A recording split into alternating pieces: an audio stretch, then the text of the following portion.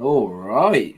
What's going on, ladies? Good morning, good afternoon, whatever time of day it is that you're watching me. As you can tell by the title of this week's masterclass, what we're going to be covering is how to create good habits and, do the things you're not doing. Now, before we go any further, I'm going to do a quick tech check and make sure that we are live to make sure everything is working. If you can see me, if you can hear me, comment hello down below. All right. Looks like we are. There we go, ladies. Fantastic. So we're doing things, I guess you could say, a little bit differently today. I wanted to present this in a way which was a little bit more visual. Normally, what I do is I'll come on here and I've got, the presentation that's going, but what I talk about is just purely from my own knowledge, from memory, off the top of my head. However, today, like I said, I wanted to do things a little bit more visually. So I'm going to be walking you through, I guess you could say, presentation to see, how you ladies like that. Okay, so we've got a handful of different slides to go through. I'm going to make it bigger.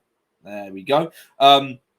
Here's what we're going to cover, broken down into three different areas. Why are habits so important? The 4 steps to taking more consistent action and creating good habits. And last but not least, the mistakes to avoid. All right. Now, before we go any further, if you're watching me live right now, comment live down below.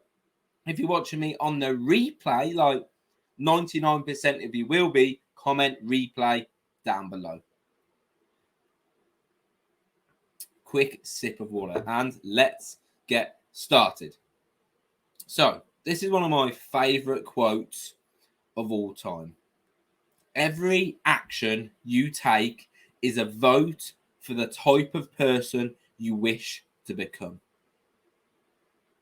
Every action you take is a vote for the type of person you wish to become. And that's by a guy called James Clear, who wrote a fantastic book called The Atomic Habits. Great book, which just centers around creating good habits. Exactly what we're going to be talking about today. Okay, now, why are habits so important? First of all, let's kind of define what a habit is. A habit is something that someone does often in a regular or repeated way.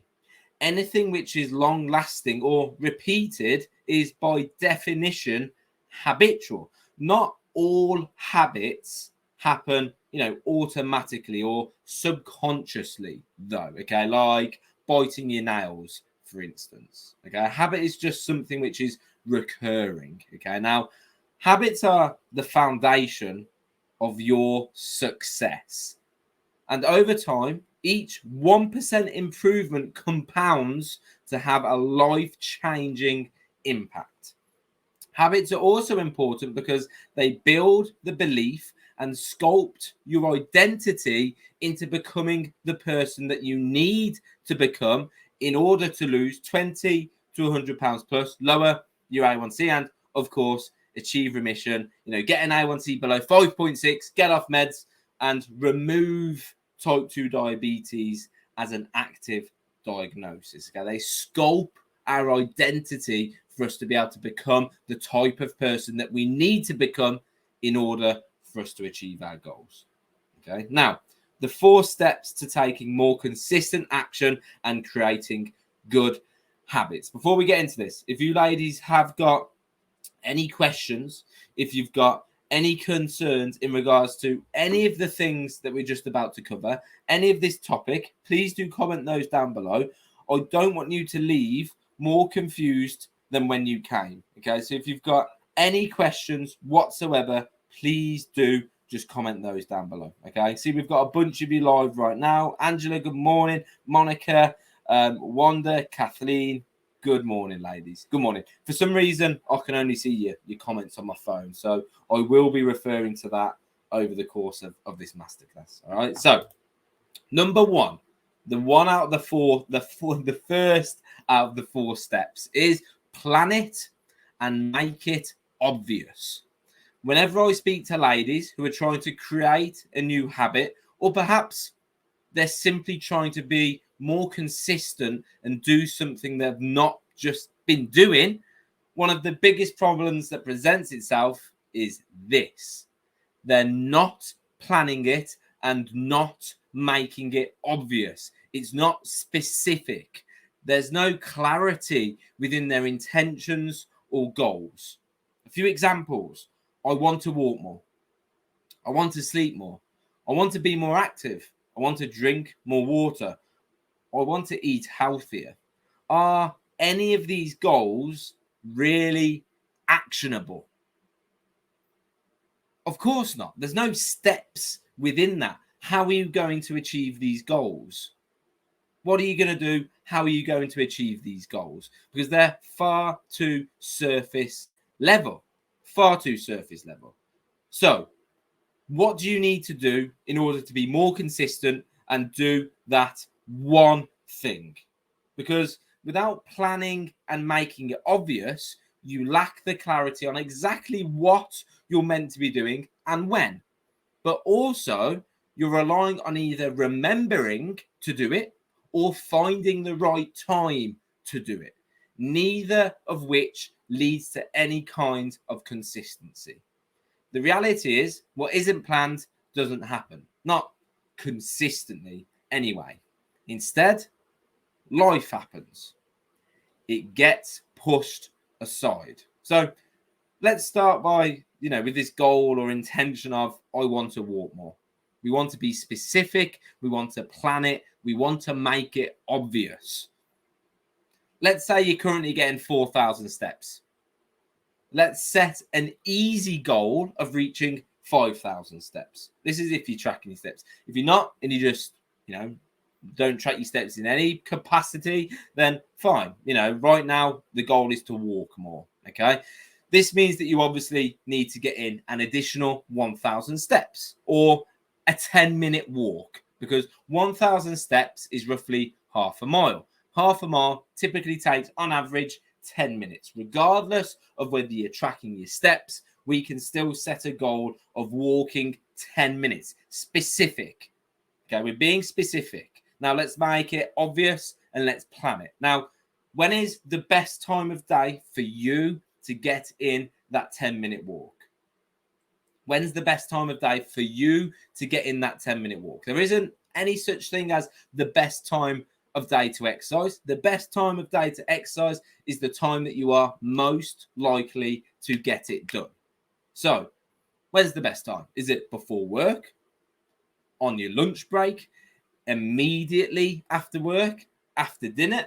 When is the best time? This is specific to you, your schedule, your routine, your commitments.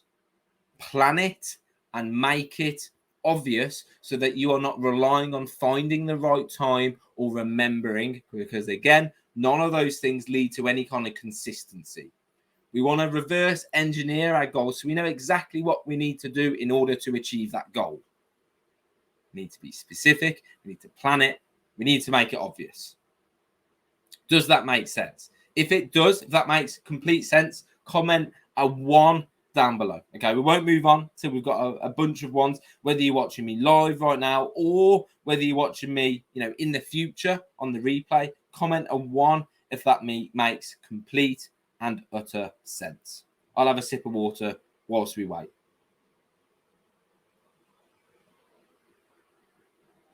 Kathleen, 1. Fantastic. Awesome. So, the second step of 4 steps. Make it easy. I mentioned this in the last step in regards to just getting a 10-minute walk, not a 30, not a 40-minute walk. Make it dead easy. So easy, it's unfailable. All of these steps are as important as each other. You need them all in alignment in order to ensure success, in order to guarantee success. However, if you make it too hard, you won't do it. If you make it too hard, you won't do it. If you set goals that rely on huge amounts of motivation, you likely won't be consistent because no one is motivated all day, every day. We don't want to set goals that rely on tons of motivation. We want to start specific, easy. We want to start, plan it. We want to start easy. We want to establish that. We want to get good. We want to get consistent. And then we want to add to that over time so that we are just become the person that does that thing. We're building habits. We're not just setting these lofty goals that are unachievable. So again, what do I mean by making it easy? If you're currently getting 3,000 steps every day, do not set a goal of 10,000 steps daily. If you're currently getting 4 hours sleep, do not set a goal of 7 or 8 hours daily. If you're currently drinking 20 ounces of water, it's probably best that you do not set a goal of 80 ounces. Make it easy. Again, so easy, it is unfailable. Establish the habit over time and then increase it incrementally. Like I said, the examples before, if you're currently getting 3K steps every day, set a goal of 4K steps. If you're currently drinking 20 ounces of water, set a goal of 40 ounces of water. Because if you're not drinking 20 ounces of water or 40 ounces of water, you're definitely going to struggle with drinking 80. It's going to be difficult. You're not going to do it. You're not going to do it. After 2 weeks of being successful, of being consistent, increase each intention, goal, habit in small increments over time. Most people fail to adhere to new habits because they just make them too difficult. They make it too hard. They set goals that rely on motivation, which, as we know, never lasts. As we know, absolutely never lasts.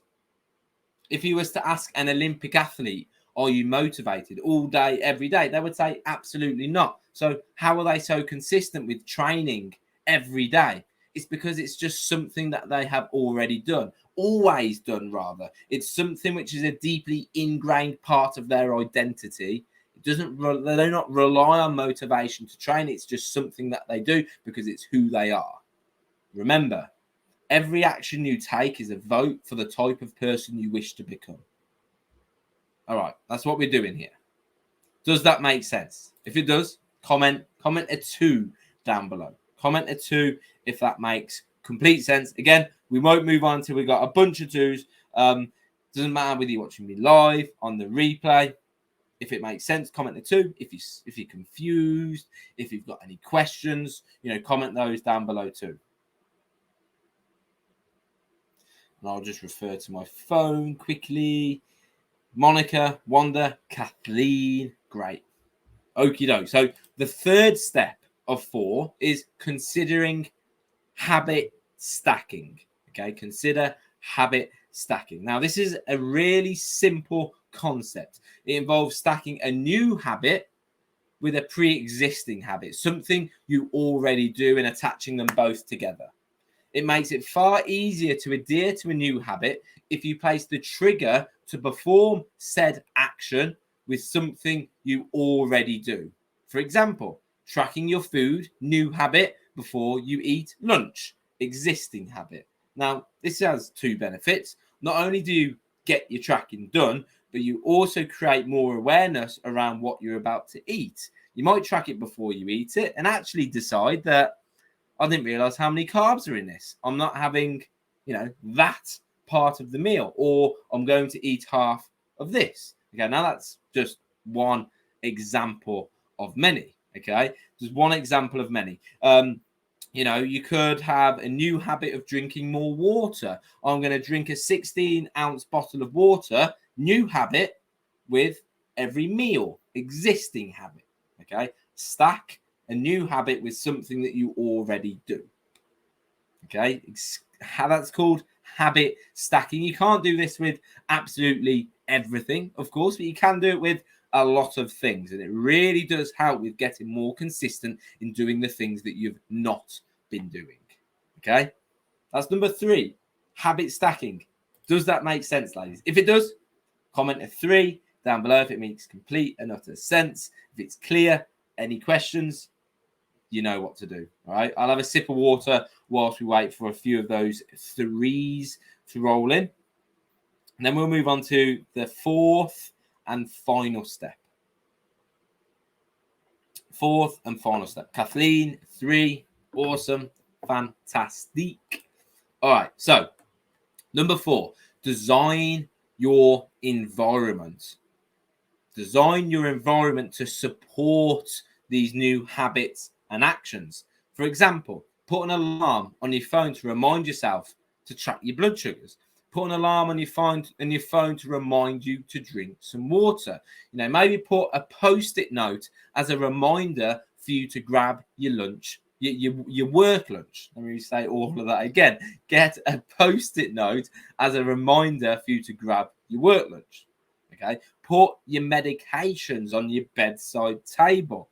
Put cues in place that are going to help you adhere to this new habit and action. Last one would be when you go to bed, place your workout clothes at the end of the bed. So when you wake up, those are the clothes you put on. It's far more easier to go hit that morning walk or to go do that DVD, workout DVD, dance DVD, whatever it may be. Okay. Design your environment to help you adhere to these new habits and actions.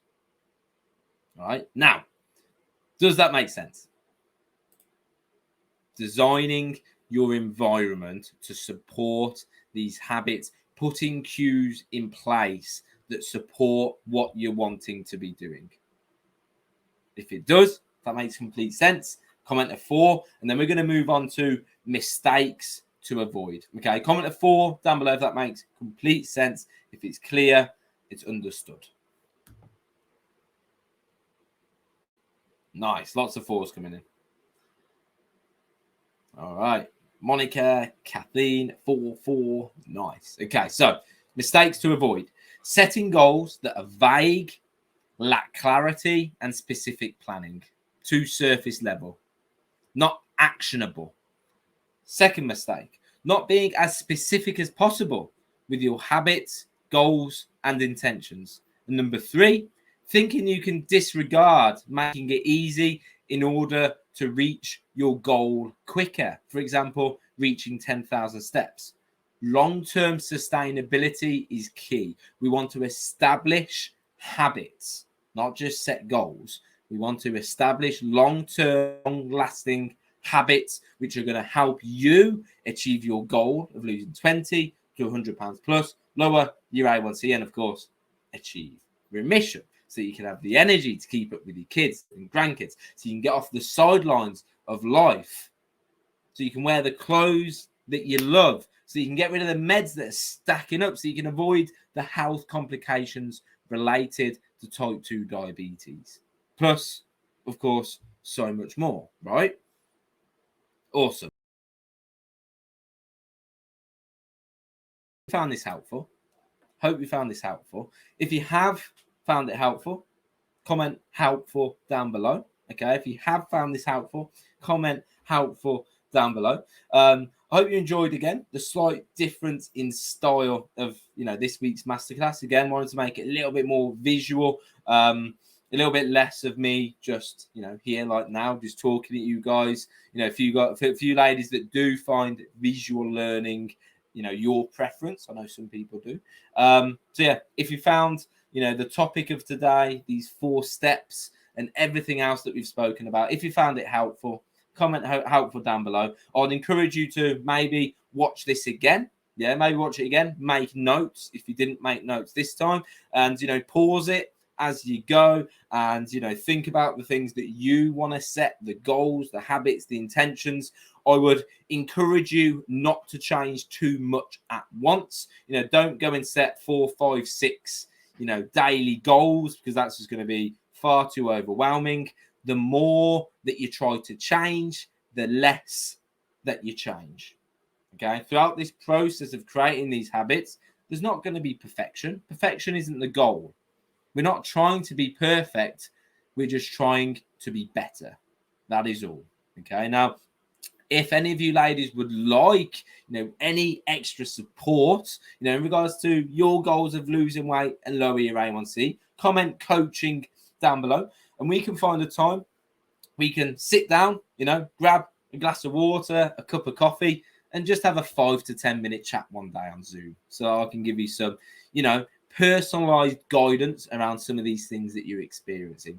If you would find that helpful, comment coaching down below and let's simply have a chat. Okay. And again, if you did find this helpful, whether you're watching live or on the replay, let me know. Give me some feedback so I know you guys like this kind of thing. So found it helpful, comment helpful down below. And I'll be speaking to you ladies very, very soon. Okay. Have a fantastic Wednesday or whatever day it is that you're watching this. And I'll speak to you all very, very soon. Au revoir.